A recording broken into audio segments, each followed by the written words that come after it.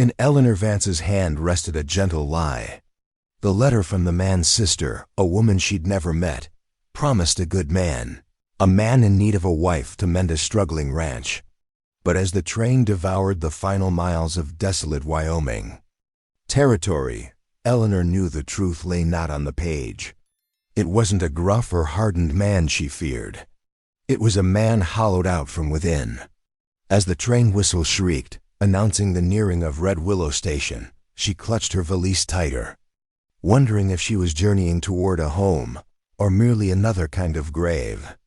The locomotive hissed its last breath, surrendering a plume of gray steam into the immense bleached canvas of the Wyoming sky. Before the vapor had even vanished, Elias Thorne had already concluded he wanted no part of her. She was a complication he had not invited, a misguided remedy mailed from a sister 3 states away who believed a man's grief could be mended like a torn shirt. The silence he had cultivated on his sprawling ranch since the fever winter took everything was a hard-won peace, and he would not have it disturbed. He stood his ground on the warped timbers of the platform, arms crossed over his chest, a bulwark against the hope he knew she carried. He had buried enough in the hard-packed earth of this territory. He had no desire for some woman from back east, her head full of romantic notions, to arrive thinking she could plant flowers in his barren soil. And then he saw her. She descended from the railcar with a caution that spoke of long, weary travel. The prairie wind had had its way with her hat, knocking it askew, and a fine layer of dust had settled onto the shoulders of her dark, practical coat. One hand, gloved and worn, held fast to the iron railing. The other clutched a leather satchel that seemed to hold all she owned in the world.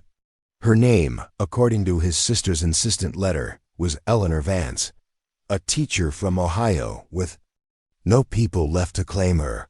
Her eyes, the color of moss after a rain, swept the platform, a flicker of fragile hope dimming with each passing face.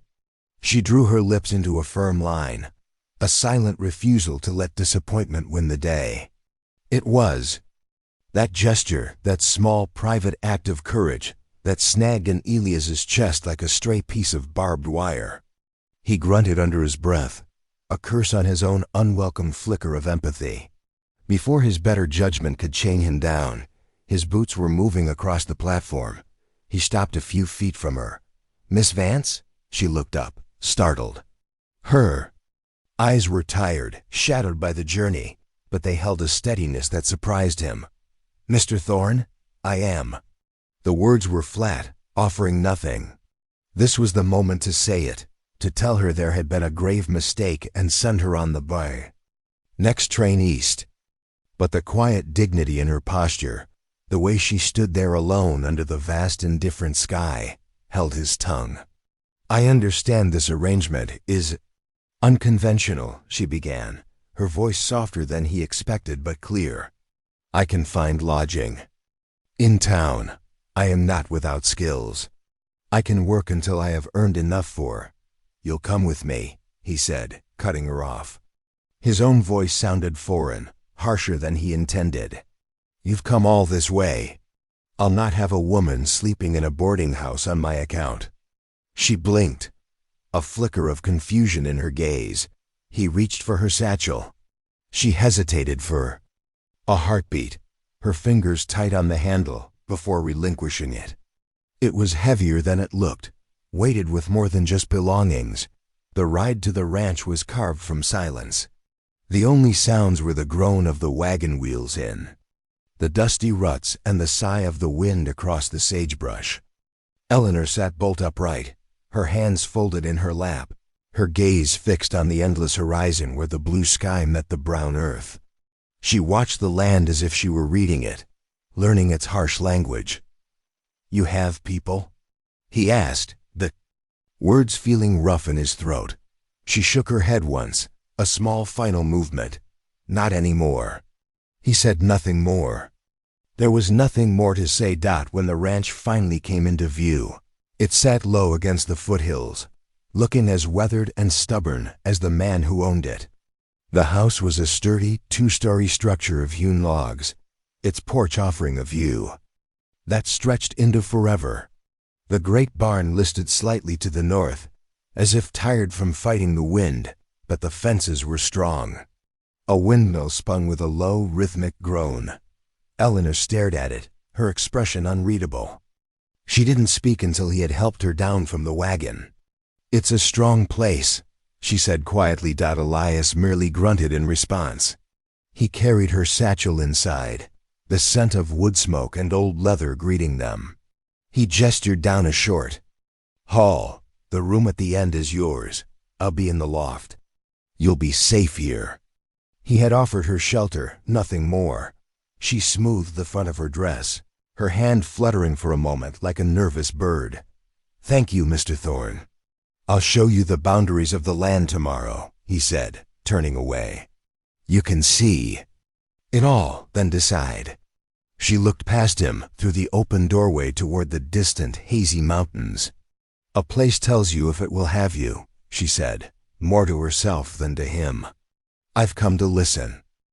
The first day bled into the second, and then a week had passed, measured not by conversation but by the sun's long arc across the sky. Elias kept to his routines, the long rides to check the herds, the mending of a broken harness, the solitary work that had been his only companion for years. He expected to find her on the porch, staring into the distance, a fragile piece of porcelain waiting to be shattered by the sheer, unending emptiness of the land. He was wrong. He found his worn shirts, which he'd set aside for rags, folded neatly on his cot. The buttons were anchored with tight, even stitches, the frayed cuffs reinforced with a skill that was both practical and beautiful. At supper, they ate in a silence that was thick but no longer hostile. She moved about the kitchen with a quiet efficiency, never asking where things were, but seeming to learn their place through a kind of intuition. She never complained about the meager fare beans and dried meat or the constant, whispering wind that rattled the window panes. By the fourth day, he noticed her near the old well house, where a patch of earth was sheltered from the worst of the wind. She was on her knees, her back straight, pulling relentlessly at the stubborn, deep-rooted weeds that had claimed the plot years ago. Hour after hour, she worked under the unforgiving sun, her face shielded by her worn hat, her movements steady and determined. She was clearing the ground, turning the soil over with a rusty spade she must have found in the lean dash to dot. He watched from the barn doorway, telling himself it was a fool's errand. Nothing but the hardiest grasses grew here. But she persisted. When the plot was cleared, she began to construct a crude barrier around it, with fallen branches and bits of twine, a flimsy defense against the rabbits and foraging deer. He watched her hands, already becoming raw from the work. He thought of his sister's letter, of the word teacher, and looked at this woman fighting with the unforgiving earth. That evening, without a word, he went to the back of the barn, to a corner he hadn't touched in years. He returned with a heavy coil of rust-flecked wire and a handful of sturdy posts. He dropped them on the ground near her cleared plot. She straightened up, wiping a smudge of dirt from her brow with the back of her wrist. Her eyes questioned him. "This will hold," was all he said before turning and walking away. The next day, the wire fence stood, taut and secure.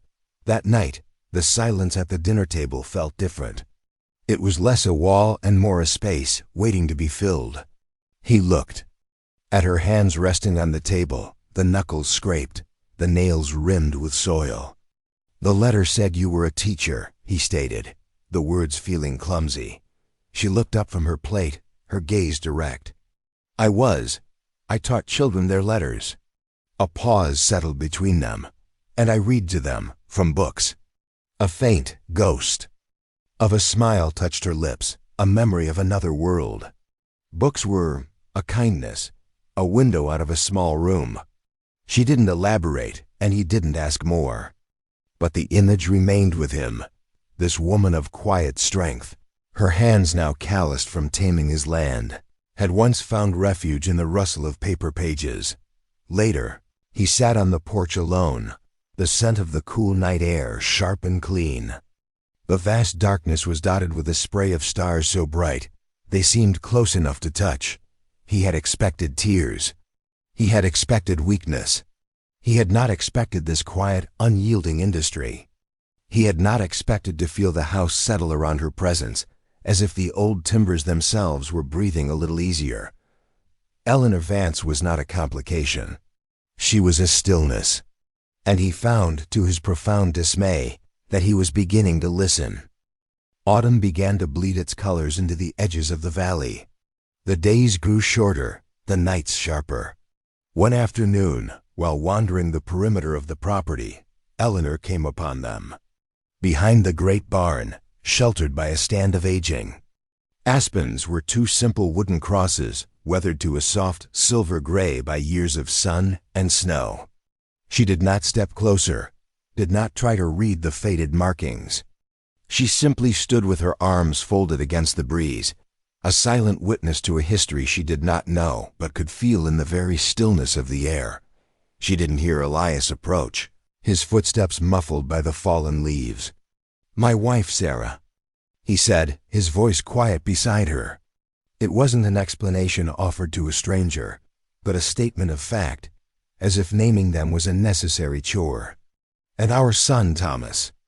The names hung in the air, solid things he hadn't spoken to another soul in years.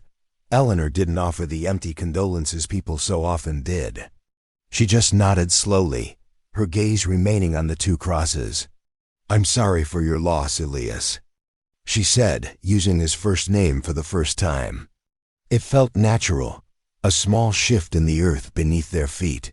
The rain came 3 days later, a slow, steady drumming on the roof that stitched the gray sky to the sodden earth. The world shrank to the confines of the house and barn. Looking for an extra lamp for the long evening ahead, Eleanor climbed the ladder to the barn's loft.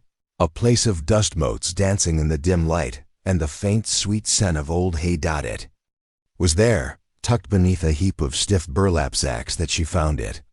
A ledger, bound in dark, cracked leather, far too important looking to be a simple account book. She drew it out, its weight surprising her. Inside, she found his familiar tight script detailing calf counts, grain quantities, and weather patterns. It was the careful record of a man trying to impose order on an unruly world. But at the back, the entries changed. The neat columns gave way to short, stark lines. Dates, followed by notations that had nothing to do with the ranch. March 12th. Snow fell. He watched it from the window for an hour. March 19th. A cough that won't leave. He likes the taste of honey in his milk. March 24th. The fever will not break. The last entry was just a date, underlined twice. She closed the book gently, her own breath quiet in the dusty air. Her heart ached with a sorrow that was not her own. She needed to read no more. When she came down the ladder, the ledger held carefully in her hands. He was standing at the workbench just inside the barn door, mending a leather strap. He looked up, his eyes immediately finding the book. His hands went still. The air grew thick with a tension that felt older and heavier than the rain. He finally looked at her, his gaze stripped bare of any pretense. "For a long time," he began, his voice low and rough, as if pulling the words up from a great depth. I couldn't let his name out. It felt too heavy to hold in the air, but writing it down. On paper, it was just ink, a way to prove to myself he was real. Eleanor stepped forward and held the ledger out to him. It was not an accusation, but an offering. "I think this belongs inside the house," she said softly. He looked from the book to her face, and for the first time, she saw the full, unguarded weight of his grief. He took the ledger, his fingers brushing hers. The touch was brief, but it was a bridge across the chasm that had separated them. They walked back to the house together under the bruised purple sky. The rain had eased to a fine mist, washing the world clean. And for the first time, the quiet inside the house did not feel like absence. It felt like peace.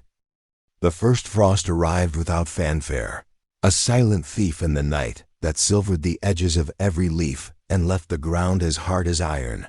It was a warning, a promise of the long, lean months to come. The shared peace that had settled between them now sharpened into a shared purpose. They moved around one another in a rhythm that needed no words.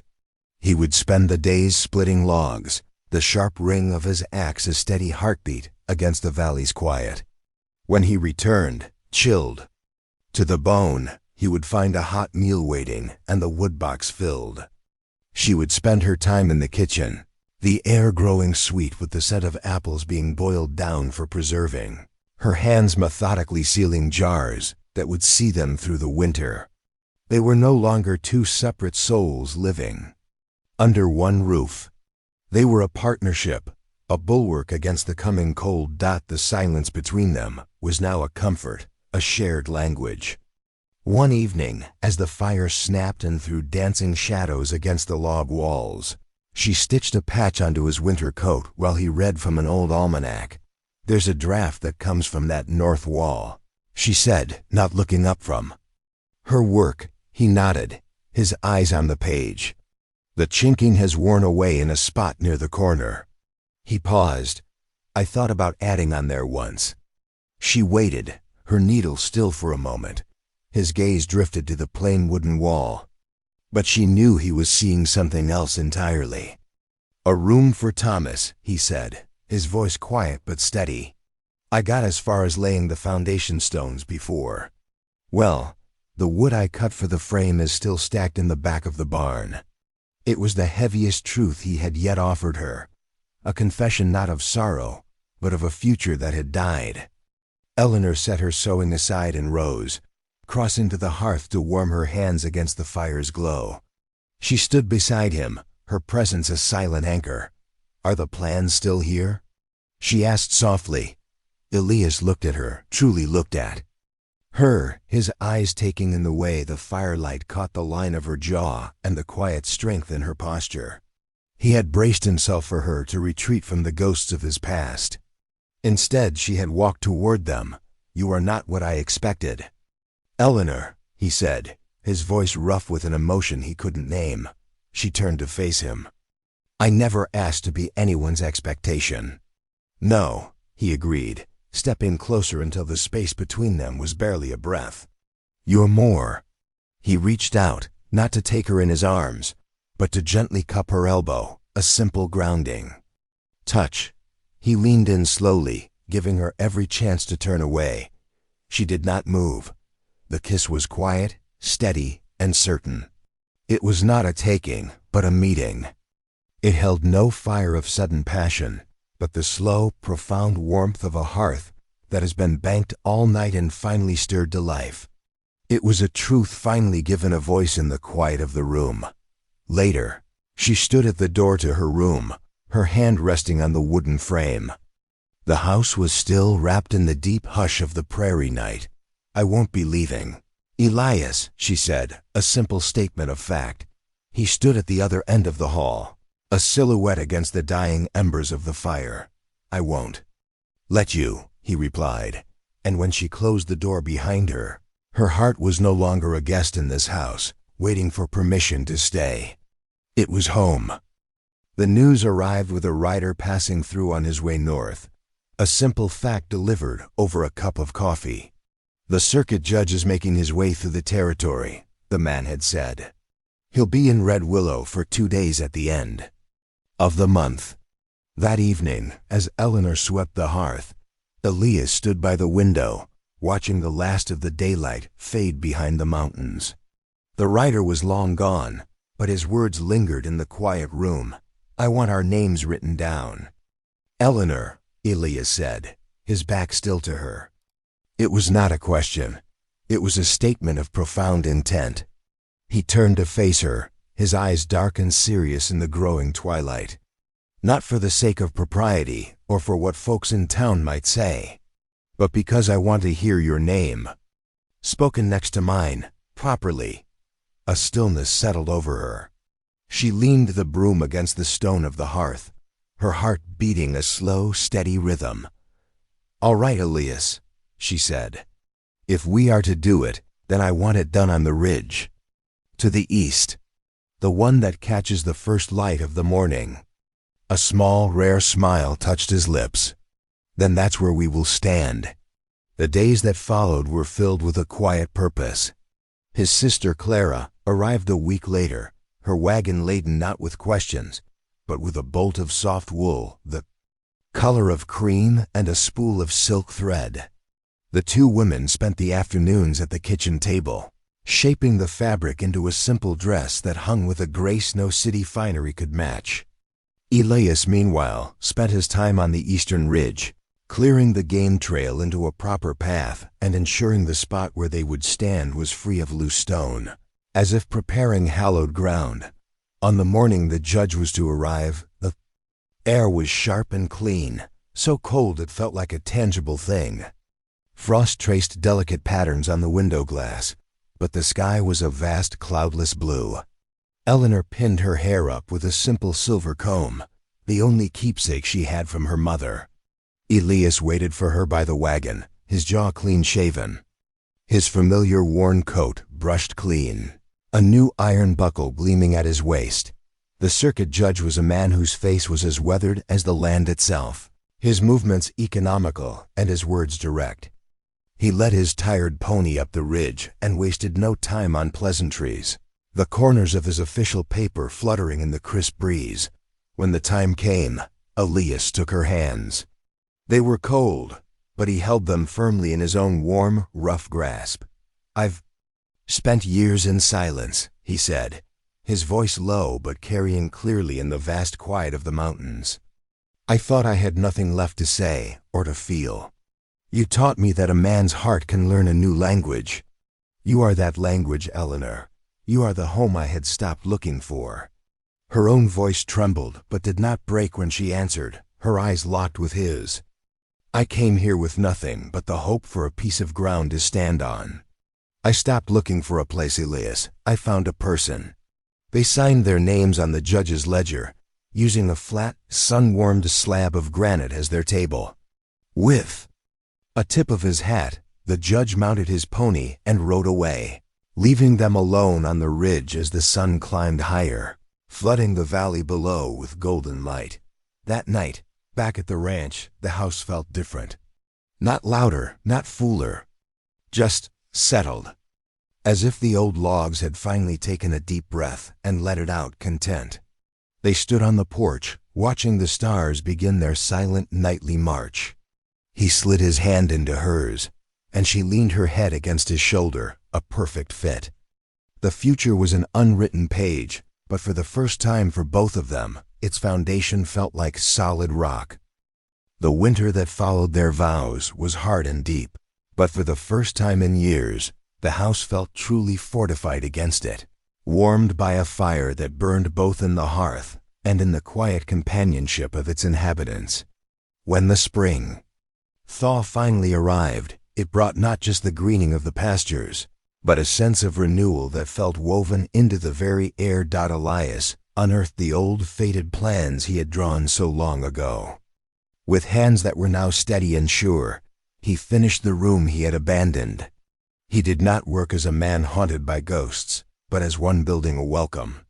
He sealed each new beam with pine tar against the weather, and Eleanor planted phlox along the southern wall, the pale purple flowers blooming in the summer sun, their sweet scent drifting in through the open window. Their son was born in the heart of that summer, with his father's dark, serious eyes and his mother's calm, watchful gaze. They stood together over the simple cradle Elias had carved from a fallen cottonwood, the same type of tree that had witnessed their vows. "Thomas," Elias said, and the name, once a shard of glass in his heart, was now spoken with a quiet reverence. It was no longer the name of a memory lost, but of a legacy continued. A life honored by a new one just beginning. Years passed, measured not in days, but in the turning of seasons. The small garden Eleanor had first carved from the stubborn earth now flourished, providing for their table. The barn no longer listed, but stood straight and strong. The ranch, once a place of solitary survival, had become a place of thriving life. One cool evening in late summer, They sat together on the porch as they had done so many times before.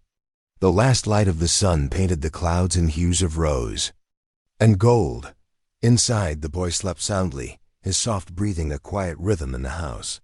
"Do you remember that first day?" Eleanor asked softly, her head resting on his shoulder. "I was so certain you were going to put me on the next train heading east." He took her hand, its skin now as familiar to him as his own, and held it tight. "I remember a man who thought his life was over," he said, his voice a low rumble. "A man who thought he was better off alone with his ghosts." He turned his head to look at her, his eyes full of a deep, unwavering light. "My life began the day you stepped off that train, Eleanor. I just wasn't wise enough to know it then." She smiled, a soft, contented expression that he knew would be with him for the rest of his days. They had come together in the wreckage of their pasts, two solitary souls drawn to each other's silence.